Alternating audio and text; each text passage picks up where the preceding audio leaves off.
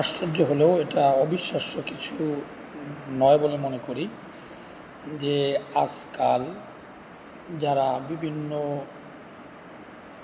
কোরআনের আয়াত কিংবা হাদিসের উদ্ধৃতি দিয়ে, বিশেষ করে কোরআনের আয়াতের উদ্ধৃতি দিয়ে রেফারেন্স সহকারে বিভিন্ন সূরার নাম এবং আয়াতকে উদ্ধৃত করে তারা এত সুন্দর চমকপ্রদ বক্তব্য উপস্থাপন করছেন, যে বক্তব্যগুলো থেকে সাধারণ মানুষ খুব সহজেই অনুমান করতে পারছেন যে বা যারা বক্তব্যগুলো প্রচার করছেন তারা নিঃসন্দেহে কত বড় মহাজ্ঞানী কিংবা অনেক বড় বিদ্যাসাগর।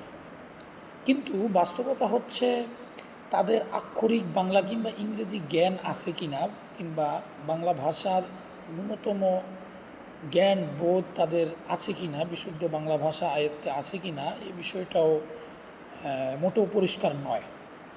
কিন্তু আশ্চর্যের সংবাদ হচ্ছে তারা কোরআনের আয়াত বলছেন, সেটার বাংলা ব্যাখ্যা অনুবাদ পেশ করছেন এবং তারাই হাদিসকে অস্বীকার করছেন। আবার নিজেদের পক্ষে কোরআনের কোনো একটা আয়াতকে তারা উল্লেখ করছেন এবং নিজেদের মন গড়া ব্যাখ্যা তারা সাধারণ জনগণের সামনে হাজির করছেন। আরও আফসোস এবং হতাশার হতাশার বিষয়, সাধারণ মানুষ এগুলোকে খুব ভালোভাবে লুফে নিচ্ছেন। তারা গ্রাসে গরুর খাবারের মতো এগুলোকে গিলছেন। এটাই সম্ভবত নবী করিম সাল্লাল্লাহু আলাইহি সাল্লাম হাদিসের মধ্যে বলেছেন। আমরা আমাদের আলোচনায় আজকে এই বক্তব্যে কোনো কোরআনের আয়াত এবং হাদিসের টেক্সট কিংবা মূল বক্তব্যকে, এবারতকে আমরা উল্লেখ করব না, শুধু মাতৃভাষায় কিছু বক্তব্য, সংক্ষিপ্ত কিছু কথা বলার চেষ্টা করছি। তন্মধ্যে থেকে এটি অত্যন্ত গুরুত্বপূর্ণ একটা কথা যে নবী করিম সাল্লাল্লাহু আলাইহি ওয়াসাল্লামের হাদিসকে এক শ্রেণীর লোক অস্বীকার করছেন, এমনকি নিজেদেরকে আহলে কোরআনের অনুসারী হিসাবে, কোরআনের পরিবার হিসাবে তারা কোরআনের উপরে আমল করেন, কোরআনের উপরে আমলকারী হিসেবে নিজেদেরকে প্রকাশ করছেন। অত্যন্ত আফসোস এবং ভয়াবহ ভবিষ্যৎ প্রজন্মের জন্য লক্ষ্য সামনে অপেক্ষা করছে। তো যাই হোক, সম্মানিত দর্শক, ভিউয়ার যারা আমাদের বক্তব্যগুলো শুনে থাকেন, শুনবেন এবং ভবিষ্যতে যতদিন এই প্রযুক্তি এবং এই মিডিয়া মাধ্যম থাকবে আমাদের কথাগুলো শুনবেন। আজকে অত্যন্ত হতাশ হয়ে বলতে হয়, বাংলা, ইংরেজি, সায়েন্স, আর্টস, কমার্স ইত্যাদি শেখার জন্য, প্রকৌশল বিদ্যা শেখার জন্য, ল শেখার জন্য, ডাক্তারি শেখার জন্য কোনো মেডিকেল কলেজ, ইউনিভার্সিটি, প্রকৌশল বিশ্ববিদ্যালয়, ল কলেজে পড়াশোনা করতে হয়। যোগ্য অভিজ্ঞ শিক্ষকদের তত্ত্বাবধানে হাতে কলমে শিখতে হয় এবং তাদের কিছু নির্দিষ্ট লেকচার এবং বক্তব্যের মাধ্যমে এই নির্দিষ্ট জ্ঞানগুলো শিখতে হয়।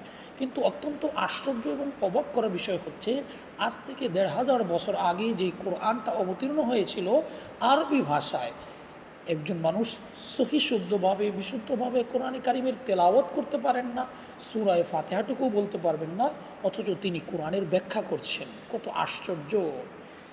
বোঝা গেল যারা কোরআন এবং সুন্নাহ পড়েছেন, যারা রীতিমতো কোরআন এবং হাদিস পড়ছেন, পড়াচ্ছেন, চর্চা করছেন, সেই ১৫০০ বছরের ইতিহাস যাদের নখদর্পণে, যারা আজকের যুগ থেকে নিয়ে শুরু করে নবী করিম সাল্লাল্লাহু আলাইহি ওয়াসাল্লাম পর্যন্ত প্রতিটি শিক্ষক, হাদিসের সনদ, প্রতিজন রাবির বক্তব্য যারা বলতে পারবেন, যাদের কাছে লিখিত ডকুমেন্ট রয়েছে, তারা কোরআন বুঝতে পারেনি। কোরআন বুঝেছেন কেবল যারা বাংলা অনুবাদ পড়েছেন কিংবা ইংরেজি অনুবাদ পড়েছেন। বড় আশ্চর্য এবং হতাশ হতে হয় আমাদের এ সকল দ্বীনী ভাইদের জন্য, যারা এ সকল প্রোপাগান্ডাকে আজকে আমলে নিচ্ছেন, নিজেরা ক্ষতিগ্রস্ত হচ্ছেন, আলেম সমাজের বিরুদ্ধচারিতা করছেন এবং আলেমদের বিরুদ্ধে বিভিন্ন প্রোপাগান্ডা ছড়াচ্ছেন। আল্লাহ সুবহানাহু ওয়া তাআলা আপনাদেরকে সঠিক বিষয়গুলো বোঝার তৌফিক দান করুন। সেই সঙ্গে আমাদেরকে কোরআন এবং সুন্নাহ বিদ্বেষী, ইসলাম বিদ্বেষী যত রকম ষড়যন্ত্র, চক্রান্ত এবং যত ধরনের ফেরকা, মতবাদ এবং গোষ্ঠী রয়েছে, এদের চক্রান্ত থেকে, এদের ফিতনা থেকে আল্লাহ রাব্বুল আলামিন আমাদেরকে হেফাজত করুন। আমাদের ভবিষ্যৎ প্রজন্মকে আল্লাহ তাআলা রক্ষা করুন। আসসালামু আলাইকুম ওয়া রাহমাতুল্লাহি ওয়া বারাকাতুহু।